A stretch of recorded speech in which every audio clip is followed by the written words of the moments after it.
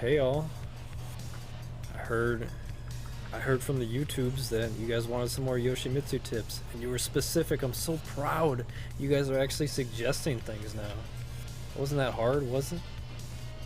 Now, today, I'm gonna go ahead and do some Harakiri setups, because you know it does a chunk, and it can end rounds, and it looks cool on top of that.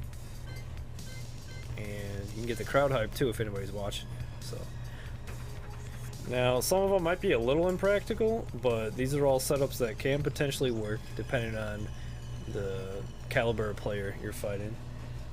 You know what, I listed down what I'm gonna go over, so I'm just gonna get rid of the display for you guys, get it out of the way. So alright, first I'm gonna talk about stuff that'll work out in the open, and then I'll cover a quick few things that'll probably be better at the wall.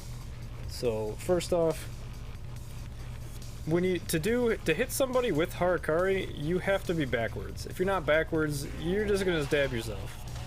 Now, if the person you're playing is really bad and you have a big lead, you could just hold back and hit one and just kill him this way. I almost did it to somebody for real one time. It was pretty close. But generally, you're gonna want to be backwards, or you're never gonna hit him. So we're going to start off with meditation. Now, meditation is going to turn you backwards, and you can go straight into it if you hit down 1+4. But you're not going to really be close enough to him for that. So you're going to want to make the space to get closer to him. So what you can do is you can hit 3, and you're actually plus frames there. And if they don't know your plus frames, hit 1. Hit 1, and then when they get hit in the face, they're gonna be like, oh man, I probably shouldn't hit a button. So,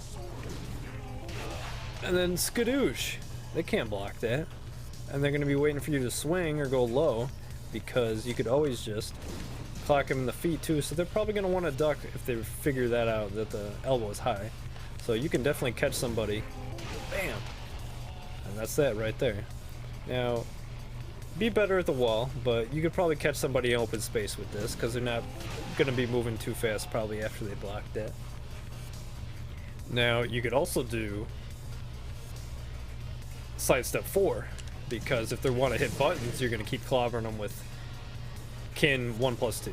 So then, once they're tired of getting hit by that, you can cancel into meditation, rinse, repeat, if you want to do that again. Depends on the reactions, and you have to work on your timing a little bit, because you have to time the meditation flip just right. If you hit it too early, he's not going to flip. You hit it too late, they'll probably notice what you're doing, hit you, or move out of the way. So it takes a little bit of timing practice, but it's not too bad. Not too bad. This next one's kind of gimmicky, but you might be able to get it off. You can turn around, and you go into bad stomach, and you can hit 3, and you can do the same thing.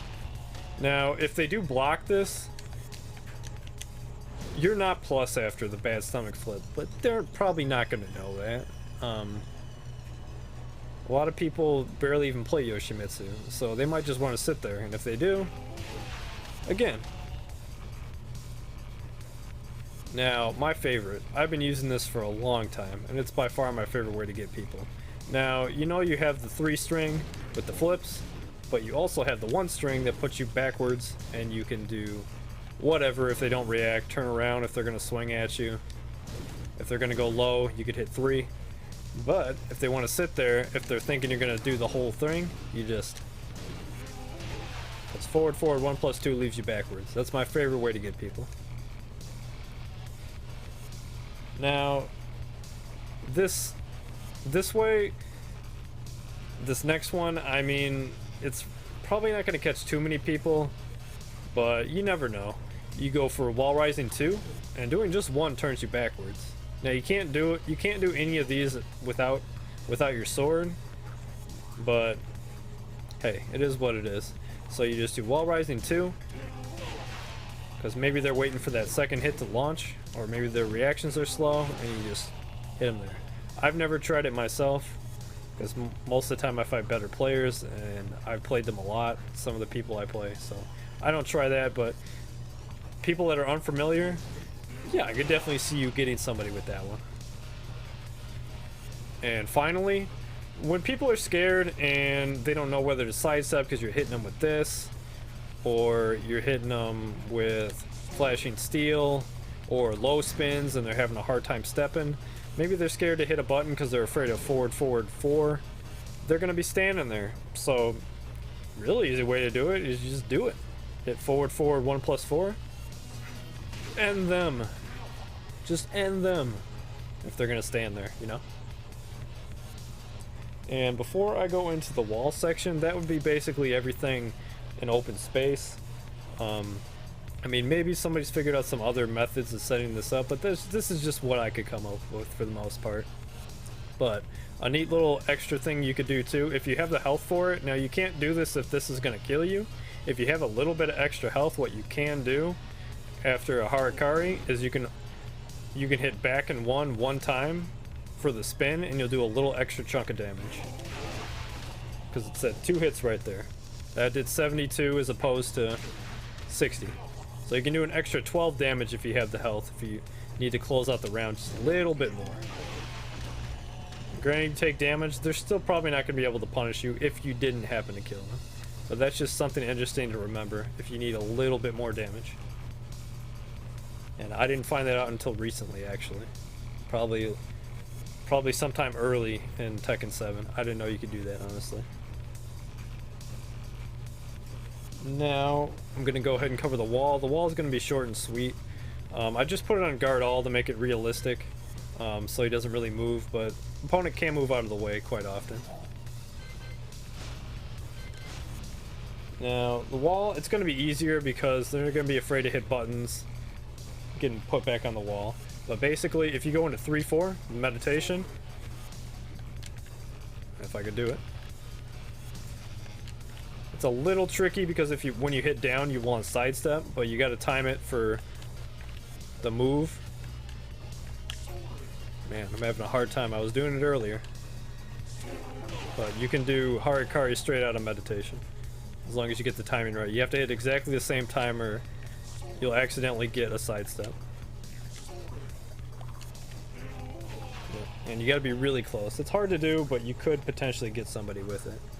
Another good one, this probably wouldn't work in open space, but I think at the wall you might get somebody with it. Maybe they're waiting for you to, if you do forward, forward, 4, maybe they're waiting for the low to try to block it if they can't hop kick it or don't have a hop kick, so maybe they're going to wait for you to go for the low. So you just could do it off forward, forward, 4, but I would only recommend doing that at the wall if you're going to go for that, or else they're going to be too far away. And then finally, the back turn shenanigans are back. If you're backwards, maybe off meditation or whatever the circumstance happens to be, you hit 1, because that's a frame trap. After you do 3 anyway, or just in general, you hit 1, and maybe that you got the 1-2, so you just do 1. You do suicide after that, and then bam, they get bopped. So yeah, because they're probably gonna wait because they don't know if you're gonna do backflip, you're gonna do low, you're gonna do this, you're gonna grab. Probably just gonna try to wait and react, but you can't. You really can't react to this once it happens anyway. Yeah, it'd be like right next to him, it looks like. Yeah, it's a give and take relationship. I'll let them get hit. I think maybe like 2 setups that you could do it on the wall.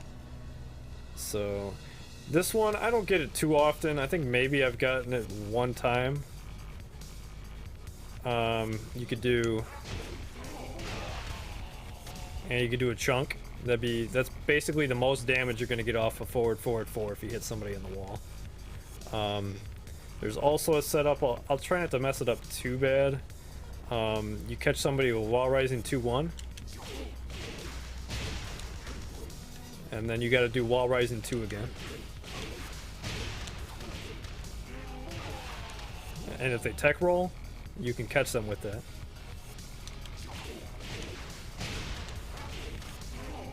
No matter which way they tech roll. You do have to have the reaction to when they tech roll though. You can't just do the move or it's gonna miss. You gotta wait for them to actually get up. So you kind of have to predict they're gonna tech roll after you hit them with the wall rising punch.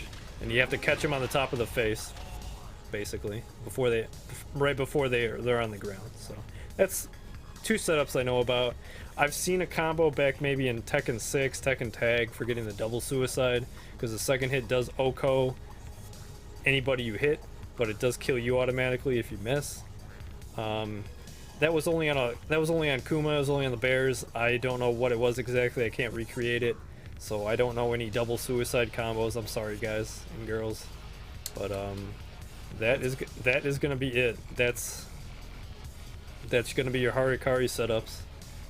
Like I said, there might be some other ones out there that are waiting to be found, or maybe some people are holding in their back pocket, don't want to tell everybody. But yeah, that's basically what I know. Hope you guys liked, enjoyed. Tell me some more things you want to see. I'm not going to show you everything though. You guys got to treat me, take me on a date first or something, you know. So yeah, take it easy, guys. Catch you in the next one, you know. He likes tacos. Tacos are great.